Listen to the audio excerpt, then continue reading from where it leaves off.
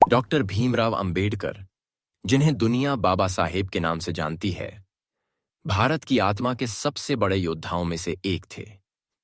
उनका जन्म 14 अप्रैल 1991 को मध्य प्रदेश, अब महाराष्ट्र के मुंह में एक गरीब और दलित महार जाति परिवार में हुआ। जन्म से ही उन्होंने समाज के क्रूर भेदभाव को झेला, पर हिम्मत कभी नहीं हारी। संघर्ष से सफलता तक का सफर।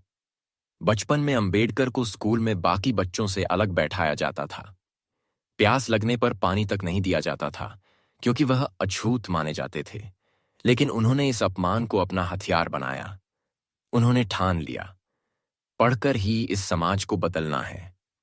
गरीबी और तिरस्कार के बीच उन्होंने मुंबई के एल्फिंस्टन कॉलेज से ग्रेजुएशन किया। यह कोई आसान उपलब्धि नहीं थी एक दलित युवक के लिए। उस दौर में कॉलेज जाना एक क्रांति से कम नहीं था।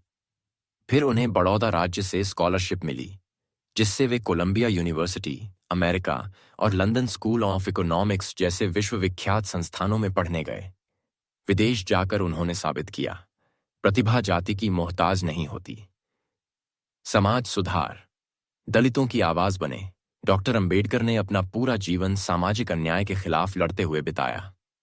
उन्होंने चौदार तालाब आंदोलन में हिस्सा लिया ताकि दलितों को भी पानी पीने का अधिकार मिले। उन्होंने कालाराम मंदिर आंदोलन चलाया, कटपायस्काय, ताकि भगवान के द्वार हर किसी के लिए खुले हों।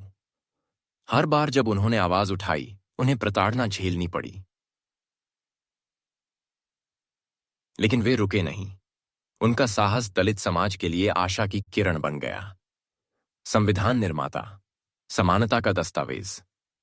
आजादी के बाद जब भारत का संविधान बनना शुरू हुआ, तो डॉक्टर अंबेडकर को संविधान मसौदा समिति का अध्यक्ष नियुक्त किया गया। यह उस व्यक्ति की जीत थी जिसे कभी स्कूल में पानी तक नहीं दिया गया था। उन्होंने एक ऐसा संविधान रचा जिसमें हर नागरिक को समानता, स्वतंत्रता और न्याय का अधिकार मिला। उन्होंने लिखा नहीं, उन्होंने भारत को एक नई आत्मा दी।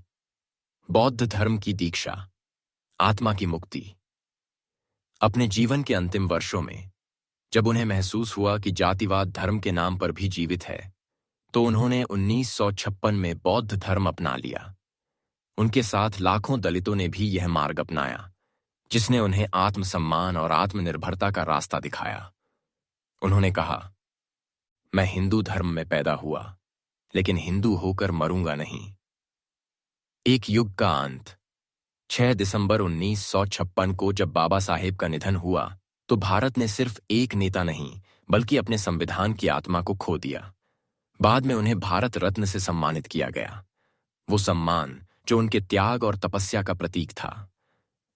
डॉक्टर अंबेडकर की कहानी हमें यह सिखाती है, अगर आपके भीतर आत्मबल है, शिक्षा का दीपक है और अन्याय से लड़ने की हिम्मत है, तो आप इतिहास बदल सकते हैं।